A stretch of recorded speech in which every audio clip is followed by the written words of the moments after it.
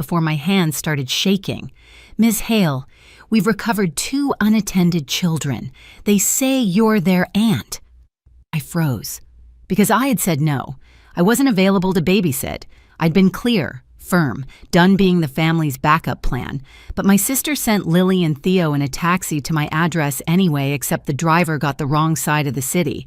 By the time I reached the precinct, both kids were trembling, mascara streaked, clutching each other like the world had ended. And 3 days later, something far worse happened.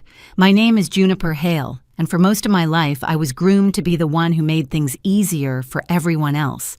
In our family, Serena, the older sister, was the sun. Everything revolved around her. She got the bright upstairs bedroom. I got the damp corner room downstairs. She got private tutors. My scholarship fund mysteriously went toward her college needs. And every time I asked why my mother Eleanor would sigh like I was being dramatic, families sacrificed Juniper. Be understanding. Understanding became my whole personality. It didn't matter that I built a life of my own in the city, working as a financial analyst, keeping a small apartment on a quiet street near the river, building routines that made sense to me. In my family's eyes, I was still the one who should bend.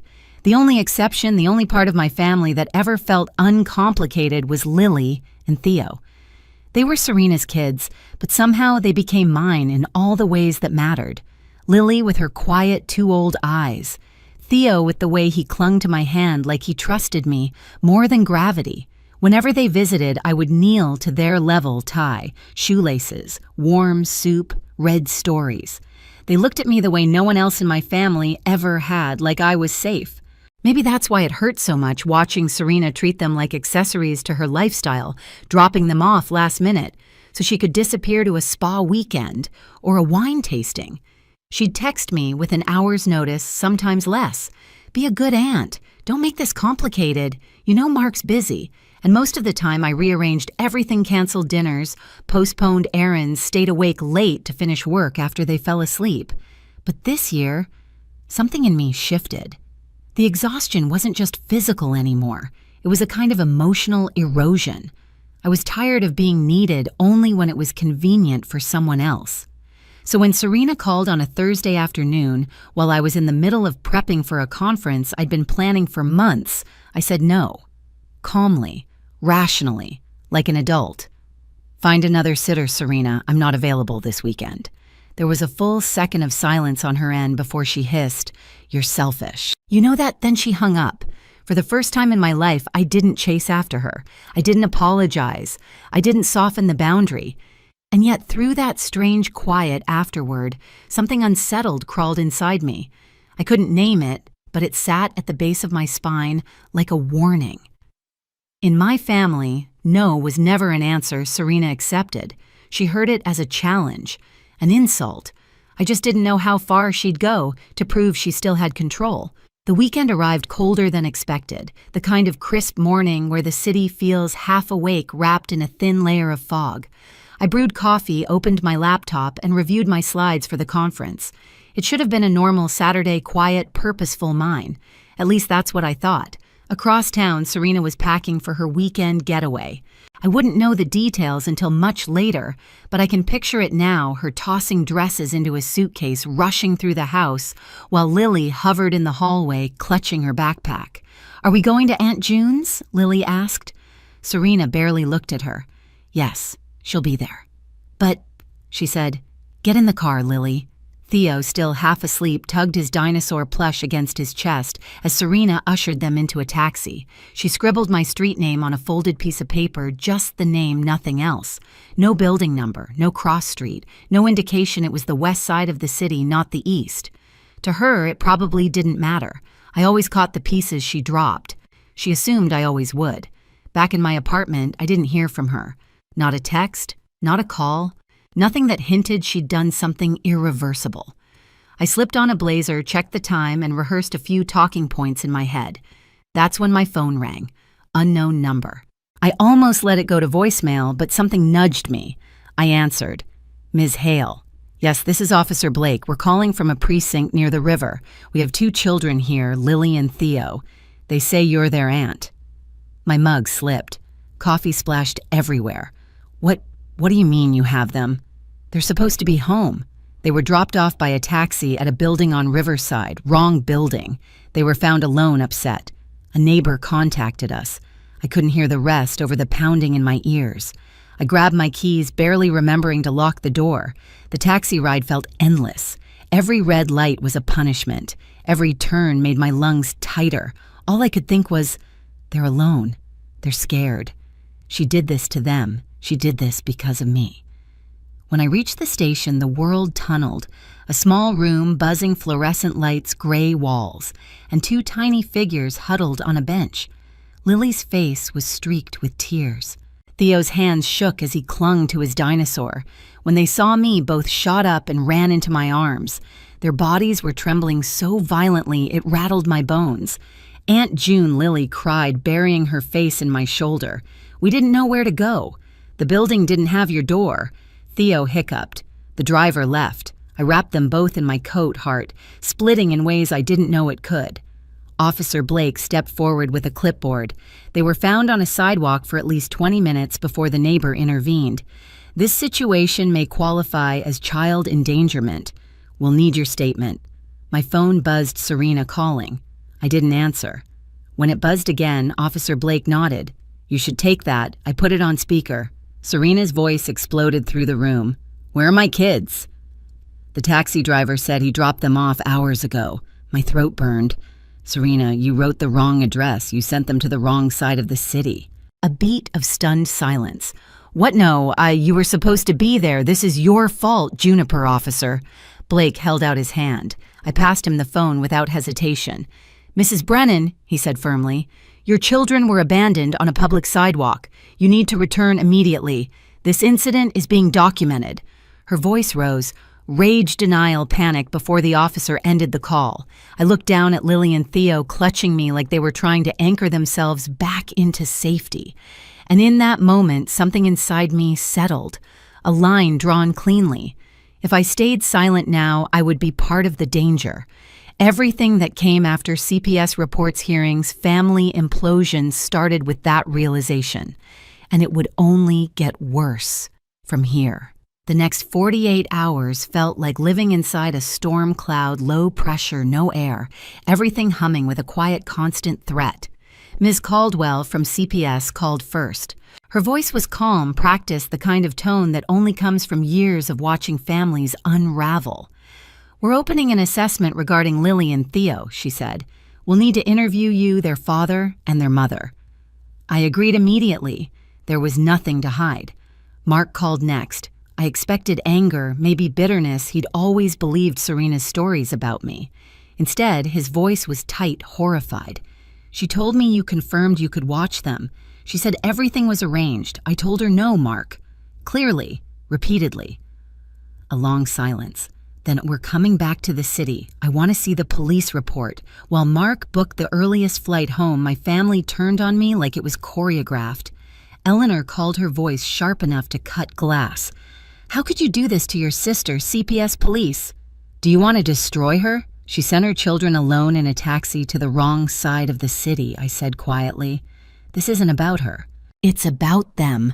Don't twist it. You've always been jealous of Serena. You finally found your chance. I hung up before the old instinct to defend myself could come back. Aunt Marion left a voicemail. Next family handles family matters inside the family. But this wasn't a family matter.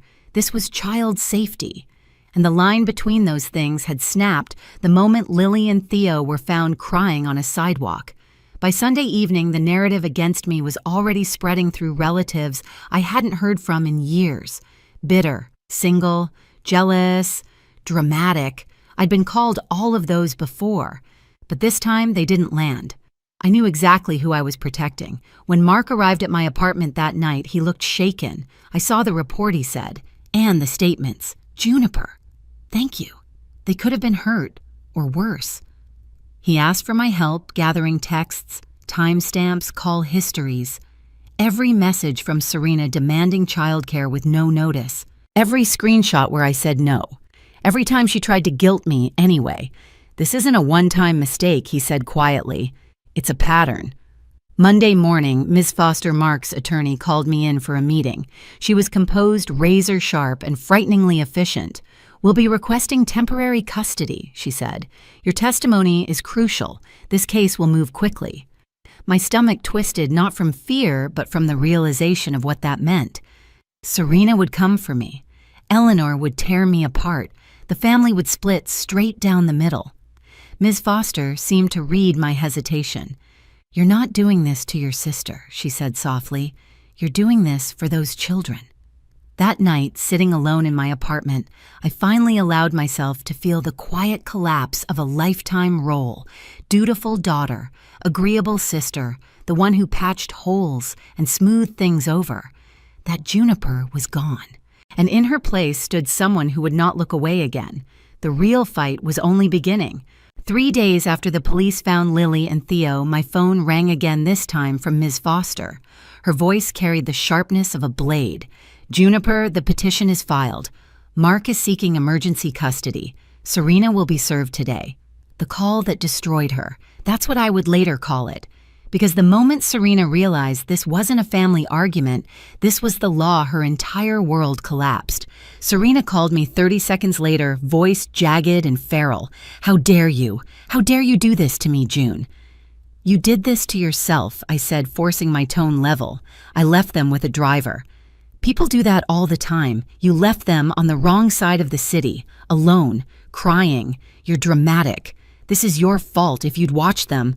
"No," I cut in. "If you had acted like a mother, none of this would have happened." She screamed until the line went dead. Ms. Foster called back. "Don't engage with her anymore. Everything goes through legal channels now." And just like that, the real battle began. The courthouse felt colder than the outside air, echoing floors, high ceilings, polished wood that looked too clean for the kind of broken families walking through its doors. Mark sat beside his attorney, shoulders set.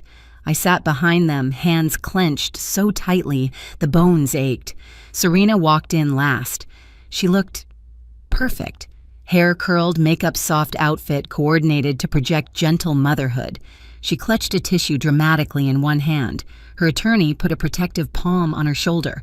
A performance, a well-rehearsed one. When the hearing began, Serena's attorney stepped forward first.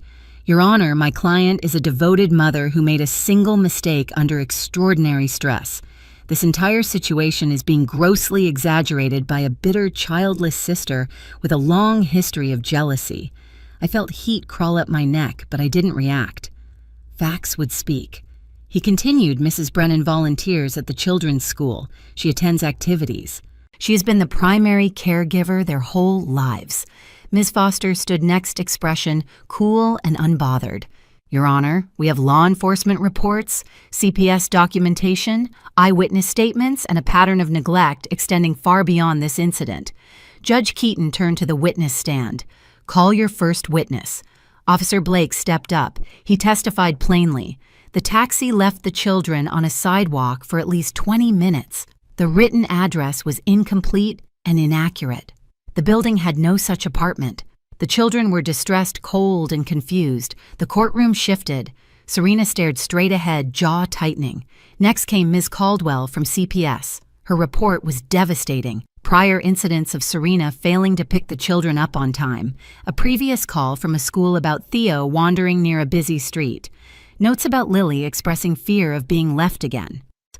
Observations of Serena prioritizing personal activities over supervision.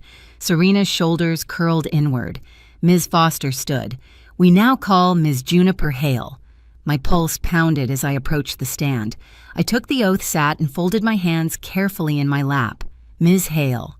Ms. Foster began, "Did you agree to babysit on the day of the incident?" "Num." "Did you clearly communicate that to Mrs. Brennan?" "Yes." "Multiple times. Were you aware she still intended to send the children to you?" "No." I had absolutely no idea. Serena's attorney rose for cross. His smirk was a knife. "Miss Hale, isn't it true you've always resented your sister?" "No." "You're jealous of her life, her family, her success?" "No." He paced slowly. "You've watched these children dozens of times, correct?" "Yes. And this time you chose work over family. I chose safety over enabling dangerous behavior." I said, There's a difference. Foster didn't smile, but the corners of her eyes softened with approval.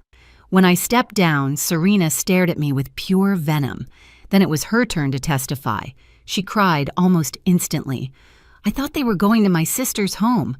I didn't mean for anything bad to happen. I wrote the address fast. I had no idea the driver would get confused.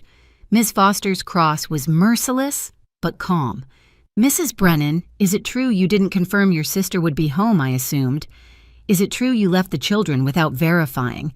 The building had the apartment you wrote. I was in a hurry.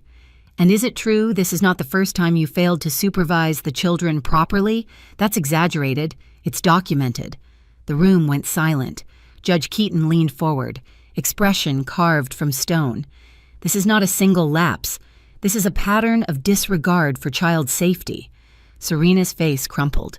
Mark reached back slightly, brushing his hand against mine for a second, a silent thank you, a shared grief for what this had come to. The judge continued, voice absolute. Primary physical custody will be awarded to Mr. Brennan. Mrs. Brennan's visitation will be supervised until she completes parenting courses, individual therapy, and demonstrates sustained behavioral change. Serena let out a sound between a gasp and a sob. When court adjourned, she stormed down the hallway toward me. You ruined my life, she hissed. I looked at her calmly. You nearly ruined theirs. Her face twisted, but she had no words left. For the first time, Serena realized she couldn't spin this into a story where she was the victim. And I realized the same thing. I wasn't the family's shadow anymore. I wasn't the backup plan. I wasn't the one who swallowed every injustice. I was the one who finally protected Lily and Theo in a way no one ever protected me. And nothing would ever be the same. Life didn't calm down overnight, but the air around all of us finally felt breathable. Mark set up a structured routine at his apartment, homework charts on the fridge, regular dinners, early bedtimes. Lily's nightmares stopped after a few weeks. Theo started sleeping without the hallway light on. Helen and George welcomed me into their home like I'd always been family, thanking me in ways that made my throat ache. Even my boss, Ms. Ramirez, pulled me aside one morning. Take whatever time you need, she said. You protected those kids. That matters. Serena attended her supervised visits, usually distracted, usually defensive. Therapy notes said she was present physically, detached, emotionally. I stopped waiting for her to change. I had lost the version of a family I once begged for, but I gained something steadier, a chosen family built on respect, boundaries, and safety. And watching Lily and Theo finally exhale, it made every battle worth it. Looking back, everything shifted the moment I said no. Serena sent the kids in a taxi, the driver got the wrong side of the city, and 3 days later came the call that unraveled her story completely. But protecting Lily and Theo was worth every fracture that followed. If this story resonated with you, share your thoughts below and subscribe so you don't miss the next one.